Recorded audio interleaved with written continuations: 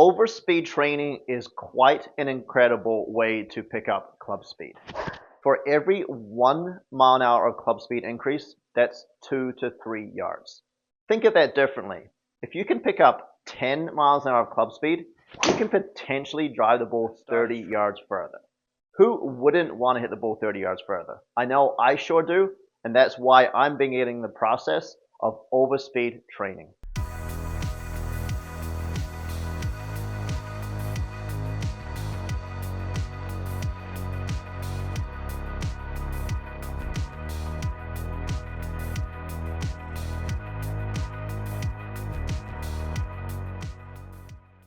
Golfers, welcome back to the channel. I'm Thomas Campbell, and not only am I a teaching pro and club fitter, but I'm also a playing professional. As the Minnesota PGA Player of the Year, I get a spot in the 3M Open, and I get the chance to play my very first PGA Tour event. That is in the end of July, and I've got some really serious goals. For me to perform well, I value club speed and I value distance off the tee. For me, overspeed training using the Rypstick Golf training protocols is a way for me to increase my club speed and hit the ball a little further. I have never seen 120 mile an hour club speed or 180 mile an hour ball speed. I've been very close. Yes, that was with an AutoFlex shaft about 4 or 5 years ago while I was midway through doing some overspeed training, but you have to keep up with it. And my goal here is I'm going to get started today. I'm going to bring you through the very first training protocol of level 1 with Rypstick Golf. And I challenge you to also do this with me. I'm going to check in every 2 weeks just to show you how I'm progressing. But I would love to see by the end of April 120 mile an hour club speed or getting closer to 180 mile an hour ball speed. I have the National PGA Professional Club Pro Championship at the end of April that I'd love to perform well in. But I'm thinking long term, and I'm thinking about that 3M Open, and I value distance off the tee so I can hit wedges into the green versus longer irons so I can hit the ball closer and really compete with the best golfers in the world. So if you're interested, use the code TCGolf15 on ripgolf.com. That 15 means you would save 15% on anything on their website. I highly recommend to get their package that includes the Rypstick, and it also includes the Rip Radar. If you use that code, it's going to save you almost 50 bucks. So I highly recommend doing that. I'm going to get started here. I'm going to go through the very first training protocol, level 1. This is day 1. And you have probably noticed if you've seen my videos that my club speed usually hovers around 113 to 115 mile an hour. Well, we're going to see if I can increase that speed over the next few weeks. As I mentioned, I would love to get to 120 and feel like I can consistently stay at 120 mile an hour with the driver speed. Please subscribe to this channel. Also, if you've done some overspeed training yourself, let me know how it's progressing. Comment in the comment section and let me know where you started and what kind of club speed you're getting and how much distance you've gained. Let's get started. Time to get started. I'm very excited to chase some more club speed. So the first exercise we're going to do is what's called freezers. So freezers, as we turn back, is you bring the club to the top, and then from there, then you kind of step the heel down and then turn through. So level 1 with the training protocol, we start with 0, so none of the weights in there. And then what we'll do is we'll do 1 added weight and then 2 added weights. So I'm going to put these other 2 over here since I've already taken those out. And we'll get started. So 3 on each side.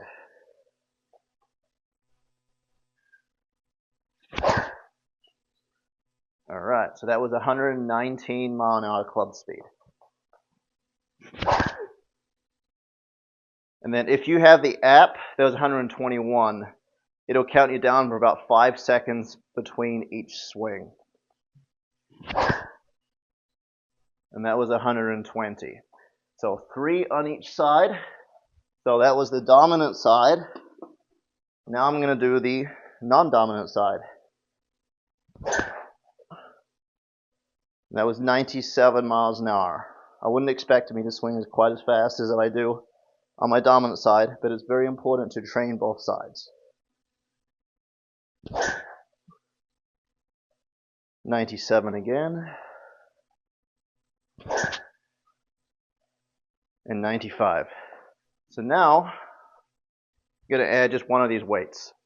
All right, and back to the dominant side here with a little extra weight. 117. 117. 117. All right, over to the non-dominant side. And I'm using a PRGR monitor to put my club speed. I like it because if you're outside, it actually kind of gives you some numbers as well, full numbers. But you can use any kind of radar that you want. But I highly recommend to use a radar. Otherwise, you don't know as you're progressing what kind of club speed you're doing.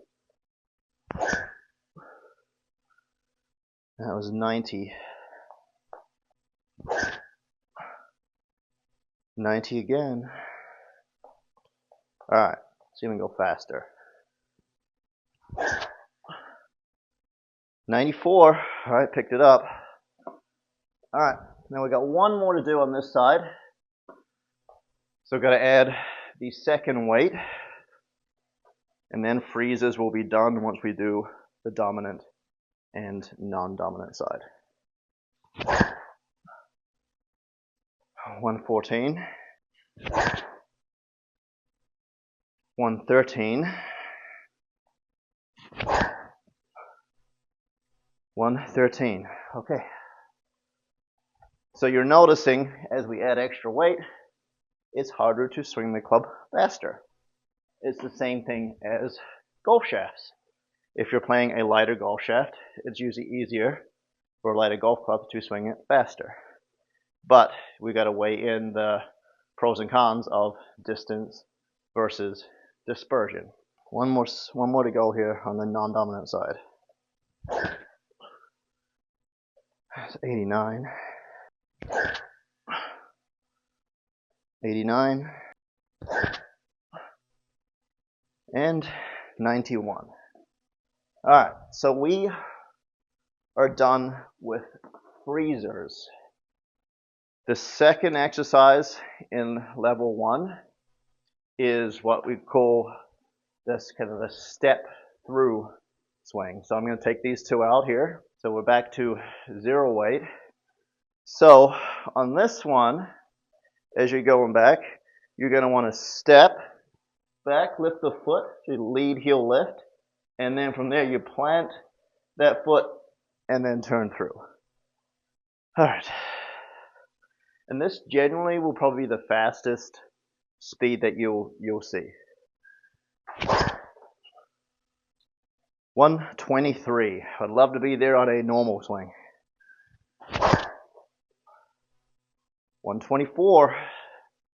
Keep pushing. See if you can go faster.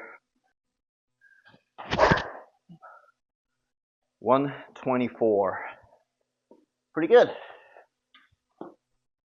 Don't think we're going to quite get there on the non-dominant side. Coordination would be the more important thing at first.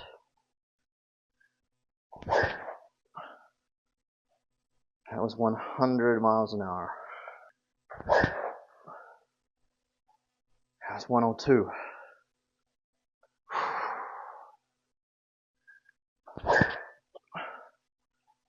And that was 101. Add one of these weights, and then do the lead heel lift on the dominant side again. 119. 118. And 117. That was 96. 97. Come on. Beat 97. 101. So that's why you're going to want to have a radar in front of you, because you can try and push yourself even harder. If you don't have access to numbers, how do you know how fast you're swinging? Okay, last one, and then we get to see a baseline start for where the club speed is today on the very first day of training. 116, 115. All right, come on. Get faster. You got this. All right, 116. I'd be quite happy if we do this test here very soon on these 5 swings with a club in my hand and see if we get 116. That would be pretty happy with that. All right, 92. All right, push, push, push. 95. 98. Wow. All right. So that pretty much is the training. You can see it doesn't take very long. It's only a couple of different exercises on your dominant side and non-dominant side. To finish up, you're going to want to have a baseline to see where your club speed is. So you can either do this with your driver. I'm going to do it with my driver because I have it, and I also have a launch monitor. But if you don't have access to a launch monitor and you just got a radar, just write down the club speed with the radar. I'm going to write down my club speed, but I'm also going to write down my distance on my really good strikes.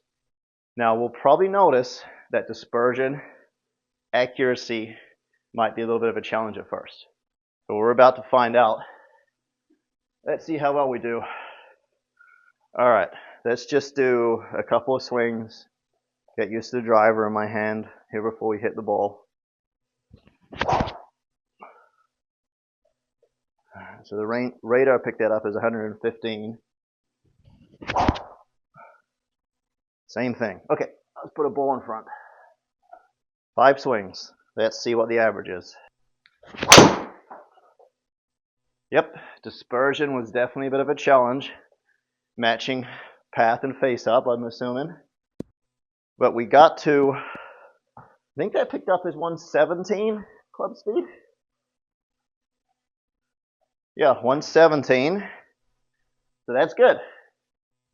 That means, and that's the fastest club speed that I have seen this year in 2025. So that's awesome. Now, you'll notice the face was open a little too much on that one, so that's when it went right.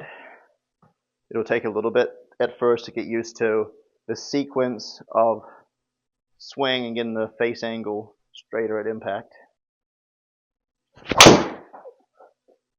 I was a little straighter, just a little push. 117 on the club speed again. Come on, get that face closed. 309 going 332. And that's the first time that I have seen 170 ball speed this year as well. So I'm excited that on this journey is going to take us. We do this every couple of days. I think I'm going to get there. That started straighter. 117 again.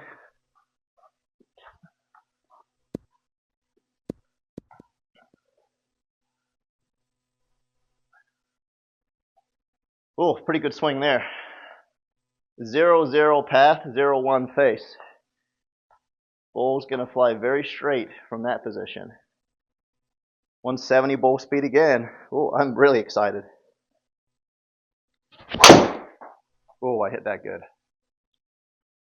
117 again on the club speed. Over 310 on the carry. 336. And 117 club speed again. Okay, one more. Let's see what we got in the tank here.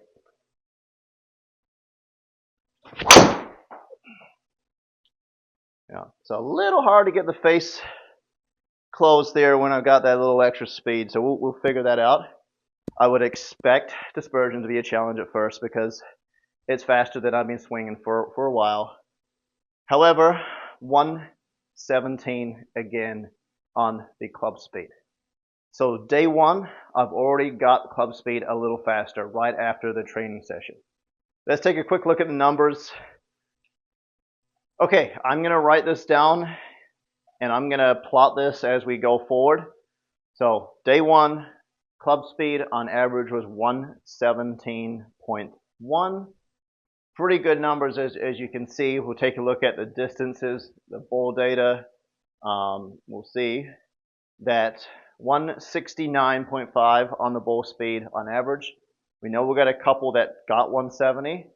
2300 spin, 308, going 330. The only thing that we're noticing here is I had a little hard time getting that face squared. I am not worried about that because I know that I can release that face a little bit better coming through.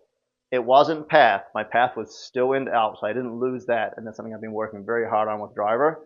I just did not get the face square. But this is day one doing the Rypstick training protocols for overspeed training. I hope you do the same thing if you're very interested in picking up club speed. Overspeed training is a great way, whether you use Rypstick, whether you use the Toad, whether you use the Stack or Superspeed Golf. I don't care.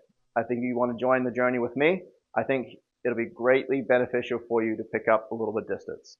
Don't forget, with Rip Golf, if you go to ripgolf.com, TC Golf 15 will save you 15% on anything on their website. So I highly recommend get a Rypstick, get a radar, and track your progress. I hope you like this video. Thanks for watching.